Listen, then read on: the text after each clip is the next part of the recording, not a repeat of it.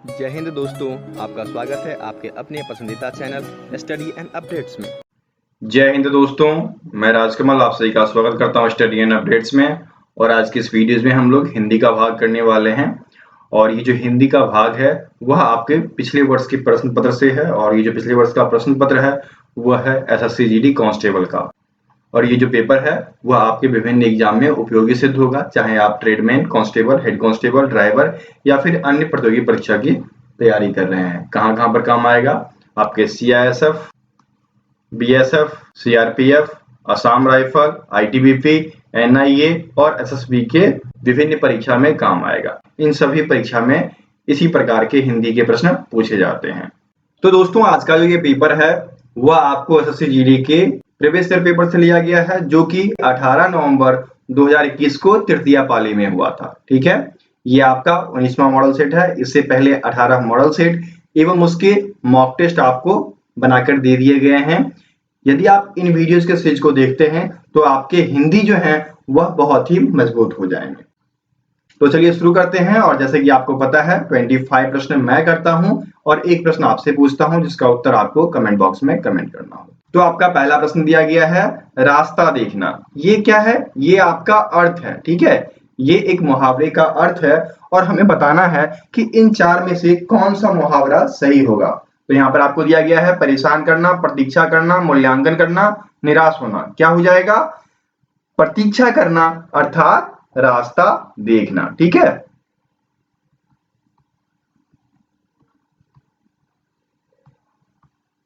तो यहां पर उत्तर क्या हो जाएगा? यहां पर फर्स्ट का उत्तर आपका बी हो जाएगा। रास्ता देखना जो है वह प्रतीक्षा करना मुहावरे का सही अर्थ है। ठीक है, आगे बढ़े।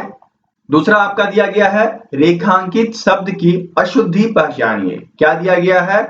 उसका पास कुछ भी नहीं है। यहां पर देखिए क्या होना चाहिए था? उसके पास कुछ भी नहीं है। ठीक है, तब जाकर यह आपका बिल्कुल शुद्ध होता। तो यहां पर क्या है? उसके क्या हो जाएगा? सर्वनाम हो जाएगा ना। तो सर्वनाम में गलती की गई है, तो सर्वनाम के कारण यह वाक्य अशुद्ध हुआ, अर्थात उत्तर जो होगा वह आपका सेकंड का ए हो जाएगा, सर्वनाम के कारण। ठीक है, आगे बढ़े। तीसरा देख लीजिए, दिया गया है दिए गए वाक्य में रेखांकित खंड को प्रतिस्थापित करने के लिए सबसे उपयुक्त विकल्प का चयन करें। यदि इसे प्रतिस्थापित करने की आवश्यकता नहीं है तो विकल्प किसी बदलाव की आवश्यकता नहीं है का चयन करें। क्या दिया गया है? हम भोजन खाते हैं। यदि यहाँ पर खाना दिया होता तो हम कहते हम खाना खाते हैं। यदि यहाँ पर भोजन दे दिया तो क्या हो जाएगा? हम भोजन करते हैं। ठीक है, इस विकल्प का हम प्रयोग करेंगे। तो करते हैं देखिए आपके डी में दिया गया है, इसलिए थर्ड का उत्तर डी हो जाएगा। आगे बढ़े। अब देख लीजिए, चौथा आपका दिया गया है रिक्त स्थानों की पूर्ति के लिए सबसे उपयुक्त विकल्प का चयन करें। क्या दिया गया है? शेखर आज्ञा के एक उपन्यास का डैश है। शेखर, शेखर क्या है? नायक। ठीक है, शेखर आज्ञा के एक उपन्यास, उसका नायक है शेखर। तो क्या हो जाएगा उत्तर आपका? डी हो जाएगा, नायक। एक उपन्यास है शेखर एक जीवनी, जिसमें कि शेखर के जीवन के बारे में बताया गया है। उपन्यास का नाम क्या है? शेखर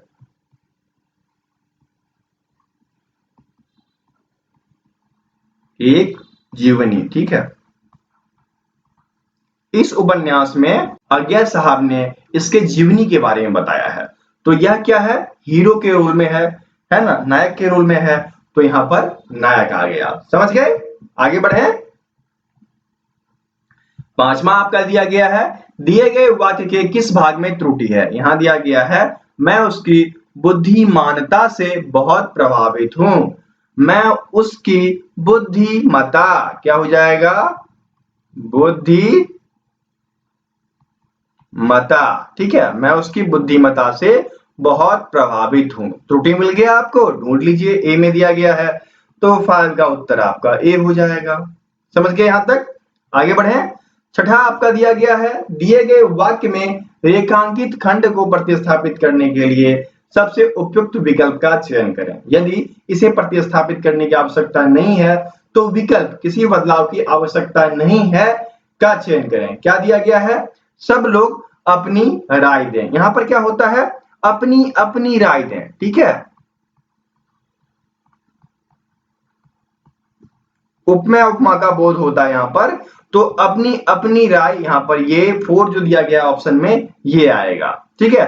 तो छठा का उत्तर क्या हो जाएगा आपका? डी, या फिर 4 दिया गया है तो 4 हो जाएगा, ठीक है। समझ गए? यहां पर आगे बढ़े।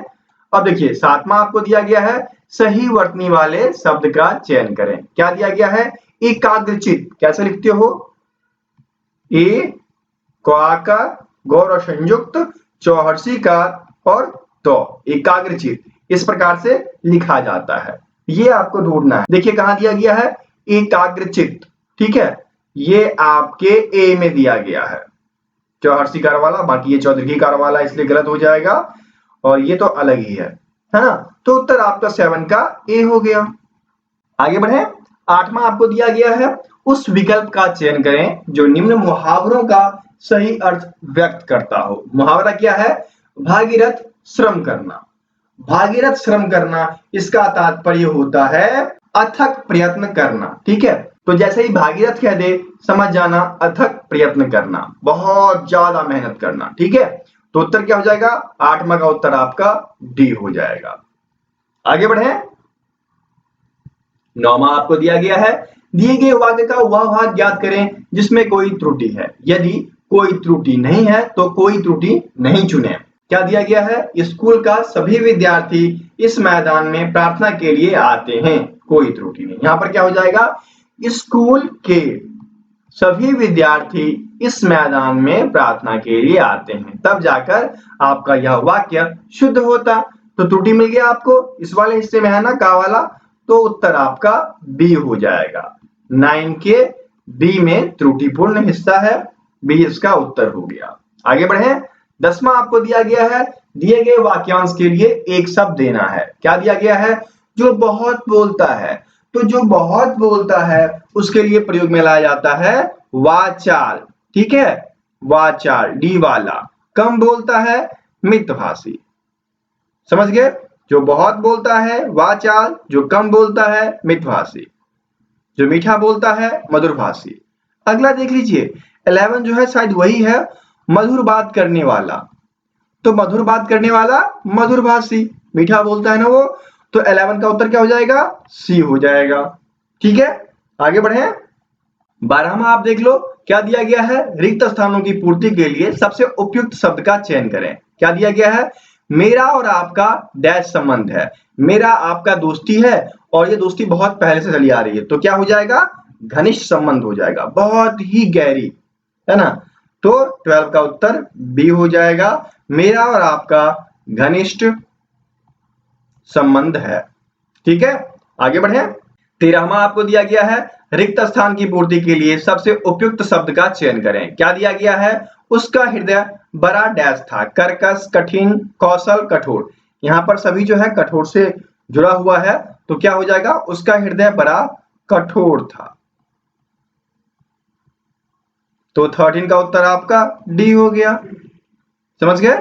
आगे बढ़े। 14 आपका दिया गया है, दिए गए वाक्य में रेखांकित खंड को प्रतिस्थापित करने के लिए सबसे उपयुक्त विकल्प का चयन करें। यदि इसे प्रतिस्थापित करने की आवश्यकता नहीं है तो विकल्प किसी बदलाव की आवश्यकता नहीं है का चयन करें। क्या दिया गया है? आपसे मेरा सविनय पूर्वक निवेदन है। देखिए आपसे मेरा सविनय निवेदन है, ठीक है। सविनय पूर्वक हटा दो, सविनय निवेदन है। यह जो है परिपूर्ण है वाक्य के शुद्ध अर्थ के लिए। तो यहां पर 14 का उत्तर जो हो जाएगा वह डी हो जाएगा।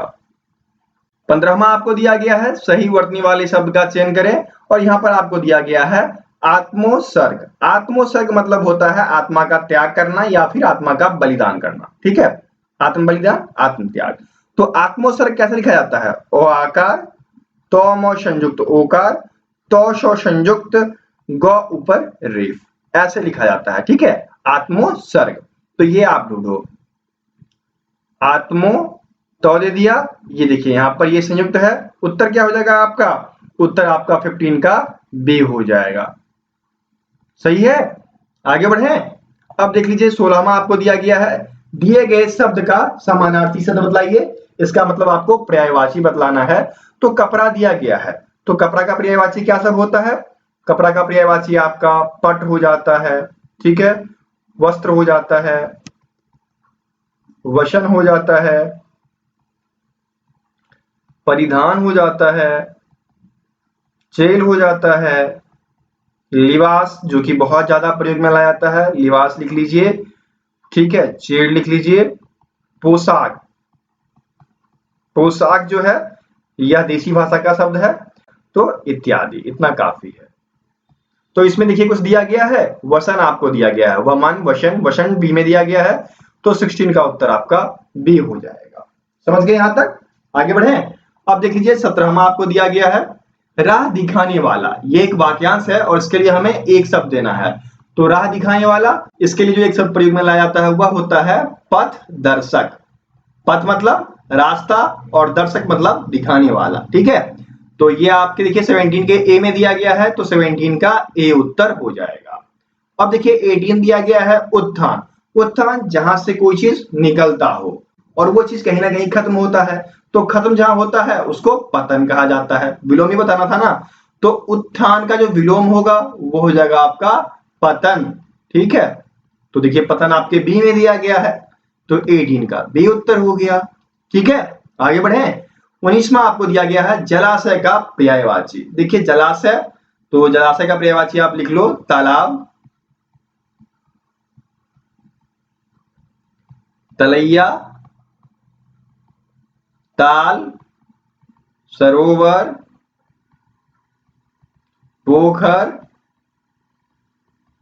पद्माकर, ब द म संयुक्त, ठीक है। ये देखिए पद्माकर इस प्रकार से लिखा जाता है, ठीक है। उसके बाद आपका झील हो गया, उसके बाद आपका मानसरोवर इत्यादि। तो इनमें से ढूंढिए कोई दिया गया है, बिल्कुल सी वाला दिया गया है पद्माकर, तो 19 का उत्तर आपका सी हो जाएगा, ठीक है। चलिए आगे बढ़े।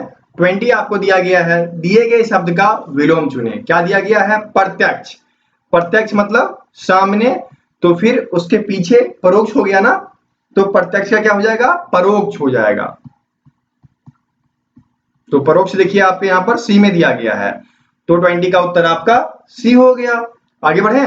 अब देख लीजिए 21 से लेकर 25 तक आपको गद्यांश दिया गया है। एक बार हम लोग इस गद्यांश को पढ़ेंगे। क्या दिया गया है इसमें? भारत के इतिहास में अमरत्व प्राप्ति के अधिकारी लौह पुरुष सरदार वल्लभ भाई पटेल को कौन नहीं जानता। 31 अक्टूबर 1875 में गुजरात के नाडियाद गांव में एक किसान परिवार में उनका जन्म हुआ था। पाठशाला का अभ्यास करने में काफी समय लगा था। 36 साल की उम्र में वकालत पढ़ने के लिए इंग्लैंड गए थे। इन्होंने 36 महीने का कोर्स 30 महीने में पूरा किया। 1917 में वे गांधी जी के संपर्क में आए। ब्रिटिश राज्य के खिलाफ अहिंसा आंदोलन के जरिए बारदोली, बलसाड, खेरा आदि के किसानों को एकत्र किया। उनके इस आंदोलन ने उन्हें प्रसिद्ध एवं प्रतिष्ठा दिलाई। भारतीय राष्ट्रीय कांग्रेस ने प्रमुख स्थान दिया। लोगों ने उन्हें सरदार की उपाधि दी। आजादी के बाद छोटी छोटी रियायतों को एक करने का कार्य किया। 15 अगस्त 1947 तक हैदराबाद, कश्मीर और जूनागढ़ को छोड़कर सभी रियायतें भारत संघ में सम्मिलित हो गई। गृह मंत्री बनने के बाद लगभग 600 रियायतों को भारत संघ में सम्मिलित किया। हैदराबाद के नवाब ने विरोध किया तो वहां सेना भेजकर निजाम को आत्मसमर्पण करने के लिए मजबूर कर दिया। 15 दिसंबर 1950 को जगमगाता वह सितारा हमें अंधकार में छोड़कर चला गया। सन 1991 में उन्हें भारत रत्न से सम्मानित किया गया। स्वतंत्रता सेनानी सरदार वल्लभ भाई पटेल की जीवनी सदैव प्रेरणादायी है, ठीक है। तो इस प्रकार से आपने आज के गद्यांश में सरदार वल्लभ भाई पटेल की जीवनी के बारे में पढ़ा और उन पे आधारित 5 प्रश्न हैं, तो उनको हम लोग कर जाएंगे, ठीक है। 21 में दिया गया है डैश को लौह पुरुष कहा जाता था। जल्दी से जल्दी बताइए क्या हो जाएगा? सरदार वल्लभ भाई पटेल। 21 का बी उत्तर हो गया। अगला बताइए, वकालत शब्द को व्याकरणिक दृष्टि से पहचानिए। देखिए वकालत शब्द जो है वह आपके भाव को बतलाता है, ठीक है। तो वकालत जो है वह भाववाचक संज्ञा है, इसलिए यहाँ पर क्या हो जाएगा 22 का उत्तर आपका सी हो जाएगा। आगे बढ़े।